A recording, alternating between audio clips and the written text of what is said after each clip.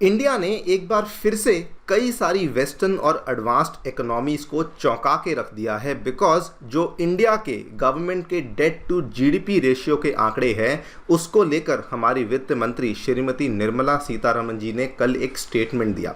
Statement को ध्यान से देखिए। इन्होंने कहा कि इंडिया का जो गवर्नमेंट डेट है, अगर हम लोग राज्यों का भी उसमें गवर्नमेंट डेट साथ में जोड़ दें तो वो सेफ है, वो प्रूडेंट है, और अगर हम लोग डेट सस्टेनेबिलिटी नॉर्म्स के हिसाब से देखें तो हमारा जो गवर्नमेंट डेट है वो सेफ लिमिट्स के अंदर ही देखने को मिलता है। एंड नॉट जस्ट दैट, इन्होंने साथ में ये भी कहा कि अगर आप आंकड़ों की तुलना करना चाहते हैं तो वो भी कर सकते हैं बिकॉज इंडिया का जो डेट टू जीडीपी रेशियो है टोटल सेंट्रल गवर्नमेंट का, स्टेट गवर्नमेंट का मिलाकर वो केवल 85% पर है। और वहीं अगर आप वेस्टर्न और एडवांस्ड इकोनॉमीज़ के आंकड़ों को देखेंगे तो जापान जैसी इकोनॉमी का ये नंबर 260% पे है, अमेरिका का 122% पे है, फ्रांस का 112% पे, और इवन यूके का जो ये आंकड़ा है ये 102% पर पहुंच चुका है। इसी चीज़ के बारे में दोस्तों हम लोग बातचीत करेंगे। क्या एग्जैक्टली ये आंकड़े हैं जिसके बारे में यहाँ पर चर्चा करी गई है, क्या होता है डेट टू जीडीपी रेशियो और कैसे हम लोग तुलना कर सकते हैं यूएस से, यूके के साथ, उनके आंकड़ों को भी समझा जाएगा। एंड मोर इम्पॉर्टेंटली क्या वो बेसिस है जिसके आधार पे कहा जा रहा है कि इंडिया $5 ट्रिलियन की इकोनॉमी बनने वाली है, उनके बारे में चर्चा भी करी जाएगी। आइए शुरू करते हैं मेरे साथ। मेरा नाम है अनिरुद्ध। यदि आप लोग हमें फॉलो करना चाहते हैं, हमारे लेक्चर्स के अपडेट्स को प्राप्त करना चाहते हैं तो यहाँ पर दिए गए टेलीग्राम चैनल्स के माध्यम से ऐसा कर सकते हैं।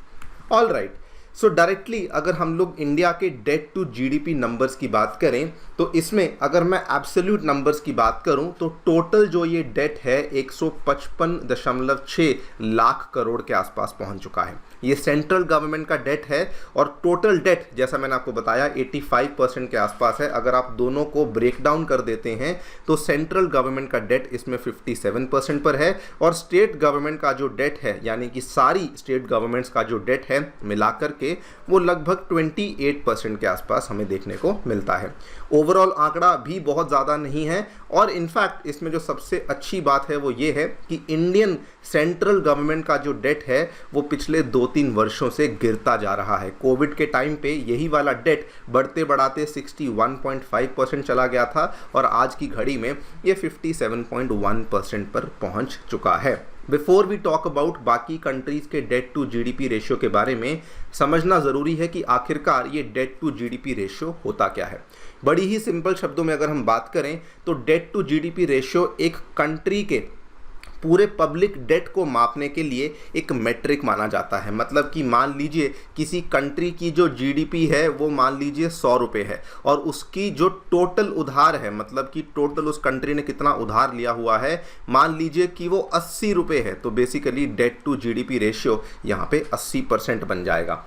और इस आंकड़े की सबसे खास बात ये है, अगर ये आंकड़ा बहुत ज़्यादा होगा इसका मतलब कंट्री प्रॉब्लम में है, मतलब कि आपकी जो जीडीपी है अगर आपने उससे ज़्यादा डेट ले रखा है मतलब आपको उसको चुकाने में दिक्कत होगी, और अगर आपका जो डेट है वो आपकी जीडीपी से कम है ऑब्वियसली आपको उसको चुकाने में दिक्कत नहीं होगी। और यहीं पर अगर हम लोग बात करते हैं बाकी जो एडवांस्ड इकोनॉमीज़ हैं उनके अगर आप आंकड़े देखेंगे तो जापान में अगर मान लीजिए कि जीडीपी जो है वो यहाँ पे 100 है तो उसके केस में जो उनका डेट है वो 260 हो चुका है। मतलब कि उनका जो टोटल ऋण है जो कि उन्होंने पब्लिक से लिया हुआ है या फिर हो सकता है बाहर भी एक्सटर्नली भी लिया हो, वो बहुत ज़्यादा बढ़ चुका है। सिमिलरली अमेरिका, फ्रांस, यूके, इन सभी का जो डेट है ये भी आपको 100% से ज़्यादा देखने को मिलता है, विच बेसिकली मीन्स कि इनका जो डेट है इनकी जीडीपी से ज़्यादा एक्सीड कर चुका है।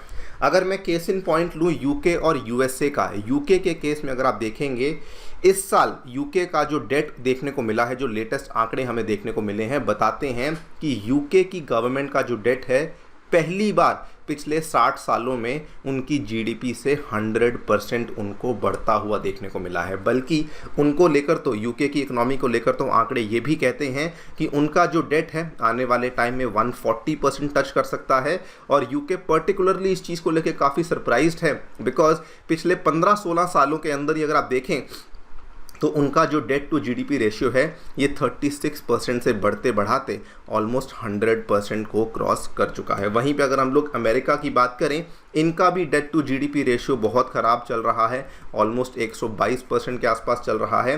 And the worst part is कि एब्सोल्यूट टर्म्स में देखा जाए, चूंकि अमेरिका दुनिया की लार्जेस्ट इकोनॉमी मानी जाती है इन टर्म्स ऑफ जीडीपी, तो इनका जो डेट है दोस्तों, टोटल डेट $30 ट्रिलियन से भी ज़्यादा देखने को मिलता है, जो कि कहा जाता है कि अमेरिका की अकेली इकोनॉमी का इतना डेट नहीं है जितना कि आगे वाली 4 कंट्रीज़ का भी है। आप यहाँ पे देखिए, चाइना का 14 ट्रिलियन, जापान का 10 ट्रिलियन, फ्रांस का 3, इटली का भी 3 ट्रिलियन। इन चारों को अगर आप जोड़ भी दें और वो एक आंकड़ा लेकर आएँ तो अमेरिका का जो टोटल एब्सोल्यूट डेट है ये इससे भी आपको कई ज़्यादा देखने को मिलता है। और यहीं पर कहा जाता है कि इंडिया का जो डेट है वो एडवांस्ड इकोनॉमीज़ की तुलना में काफ़ी ज़्यादा मैनेजेबल, काफ़ी ज़्यादा सस्टेनेबल देखने को मिलता है। फर्दर 2 और अच्छी बातें जो इंडिया के डेट के बारे में बताई गई हैं। नंबर 1, कहा गया है कि इंडिया के टोटल डेट में, टोटल एक्सटर्नल डेट में, मतलब वो डेट जो कि हमने दूसरे देशों से लिया हुआ है, उसमें जो हमारा शॉर्ट टर्म डेट है वो केवल 18.7% ही है, जो कि अगेन एक अच्छी बात है। शॉर्ट टर्म डेट हमेशा कम होना चाहिए, लॉन्ग टर्म डेट ज़्यादा होना चाहिए, बिकॉज शॉर्ट टर्म डेट में आपको इमीडिएट रीपेमेंट का प्रेशर होता है। अगर आपका वो वाला डेट कम है, मतलब कि आपको इमीडिएटली रीपेमेंट करने का उतना दबाव नहीं है। दूसरी बात, जो इंडिया का डेट है वो मोस्टली रुपी डिनोमिनेटेड डेट है, मतलब कि हमने इंडियन करेंसी, इंडियन रुपी में ही डेट को लिया हुआ है, विच अगेन मीन्स कि हमारा डेट यूएस डॉलर्स में नहीं है, दूसरी करेंसी में नहीं है। अगर मान लीजिए बाहर की करेंसीज में कोई वॉलेटिलिटी होती भी है तो हमारे ऊपर उतना कोई दबाव नहीं आएगा, बिकॉज हमारा डेट जो है वो मेनली हमें रुपी डिनोमिनेटेड देखने को मिल जाता है। और इसी बेसिस पे, क्योंकि डेट टू जीडीपी का रेशियो हमारा बहुत मैनेजेबल है, कहा जा रहा है कि इंडिया जो है वो बहुत ही जल्दी 5 ट्रिलियन यूएस डॉलर्स की इकोनॉमी बन सकती है। There are many more steps जो कि इंडियन गवर्नमेंट के द्वारा यहाँ पे लिए गए हैं, जो कि आंकड़े हैं बताते हैं कि जी हाँ, इंडिया बिल्कुल 5 ट्रिलियन यूएस डॉलर्स की इकोनॉमी जल्दी ही बन सकती है। वो क्या क्या है? अपार्ट फ्रॉम डेट, कहा गया है कि इंडिया का जो GFCF है, जिसको कि ग्रॉस फिक्स्ड कैपिटल फॉर्मेशन का मेट्रिक कहा जाता है, वो भी साल दर साल बढ़ते जा रहा है। थोड़ा टेक्निकल है लेकिन सिंपल भाषा में देखें तो बड़ी सिंपल सी चीज़ है। GFCF का मतलब कि इंडियन गवर्नमेंट जो यहाँ पे पैसा खर्च कर रही है वो बेसिकली फिक्स्ड एसेट्स को बनाने में पैसा खर्च कर रही है। मान लीजिए कि हम लोग इंफ्रास्ट्रक्चर खड़ा करने में पैसा खर्च कर रहे हैं, जिससे कि वो वाला पैसा हमें बहुत सालों तक रिटर्न देने वाला है। इस आंकड़े को भी देखिए, 2018-19 में इंडिया के द्वारा 45 लाख करोड़ का GFCF देखने को मिला था। वहीं पे 2022-23 का जो हमारा आंकड़ा है वो दोस्तों 54.35 लाख करोड़ के आसपास पहुंच चुका है, विच अगेन मीन्स कि हम लोग फिक्स्ड एसेट्स को क्रिएट करने में ज़्यादा खर्चा कर रहे हैं। इतना ही नहीं, इंडिया मैन्युफैक्चरिंग में भी बहुत आगे बढ़ चुका है। रिसेंटली जो डेटा सामने आया था बताता है, जस्ट लास्ट मंथ का डेटा है, कि इंडिया का जो मैन्युफैक्चरिंग का परचेजिंग मैनेजर्स इंडेक्स है ये 16 ईयर हाई को क्रॉस कर चुका है। इतना ज़्यादा हाई मैन्युफैक्चरिंग इंडेक्स इंडिया ने 2008 में देखा था। एब्सोल्यूट आंकड़ों की बात करें तो यहाँ पर देखिए, इंडिया का जो इंडेक्स है ये 59.1 के आसपास पहुँच चुका है। ये आंकड़ा अगर 50 से ज़्यादा होता है मतलब अच्छी चीज़ होती है कि हमारा जो सेक्टर है वो एक्सपैंड कर रहा है, और ये आंकड़ा ऑलमोस्ट 60 को टच कर चुका है, विच अगेन मीन्स कि इंडिया बहुत ही स्ट्रॉन्ग मैन्युफैक्चरिंग ग्रोथ यहाँ पे दर्ज कर रहा है। और ये काफ़ी शॉकिंग है for China also, because China जिसको कि मैन्युफैक्चरिंग का पावर हाउस माना जाता था, वहाँ पर हमें इतनी स्ट्रॉन्ग मैन्युफैक्चरिंग की ग्रोथ देखने को नहीं मिल रही है। फर्दर इंडिया ने अपने एक्सटर्नल इकोनॉमी को भी सॉर्ट आउट किया हुआ है। जहाँ पर पूरी दुनिया में प्रॉब्लम्स चल रही हैं, रिसेशनरी ट्रेंड्स चल रहे हैं, वहीं पे इंडिया ने फॉरेक्स रिजर्व्स को भी $588 बिलियन से बढ़ा करके $646 बिलियन को टच कर लिया है, विच अगेन मीन्स कि हमारे जो एक्सटर्नल इकोनॉमी है, मान लीजिए कल को कोई दिक्कत आती है, मान लीजिए हमें इंपोर्ट्स बढ़ाने पड़ते हैं, तो उस केस में भी हमारे पास इतने फॉरेक्स रिजर्व्स हैं कि हमें वहाँ पर भी कोई तकलीफ नहीं फेस करने पड़ेगी। और इसी बेसिस पे, क्योंकि यहाँ पर ऑलमोस्ट हमने सभी चीज़ों को सॉर्ट आउट किया हुआ है, इसी बेसिस पे कहा जा रहा है, IMF ने ये कहा है कि इंडिया का जो 2023-24 का GDP ग्रोथ का फोरकास्ट है वो 7.8% हमें देखने को मिल सकता है। इन्होंने खुद ही अपने जीडीपी फोरकास्ट को इम्प्रूव किया, पहले इन्होंने 7.6% बताया था, अब दे आर सेइंग कि ये 7.8% हो सकता है। एंड इसी बेसिस पे दोस्तों ये भी कहा जा रहा है कि इंडिया इसी साल के अंत तक इंडिया जापान को भी ओवरटेक करके दुनिया की 4th लार्जेस्ट इकोनॉमी बन सकता है।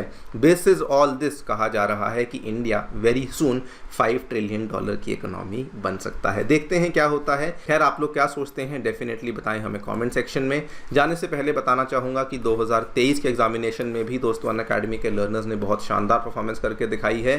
पूरी लिस्ट में 315 से भी अधिक लर्नर्स ऐसे थे जो कि अनअकैडमी के साथ ही जुड़े हुए थे। अगर आप भी अपनी तैयारी हमारे साथ जुड़ करके शुरू करना चाहते हैं तो हमारे सेंटर्स नई दिल्ली के करोलबाग, मुखर्जी नगर, उत्तर प्रदेश के प्रयागराज में आ चुके हैं। इन सेंटर्स में फाउंडेशन कोर्सेज के साथ साथ हम लोग आपके लिए CSAT, essay writing classes, GS courses, interaction with educators, 1:1 mentorship, सभी चीज़ें अवेलेबल करवाते हैं।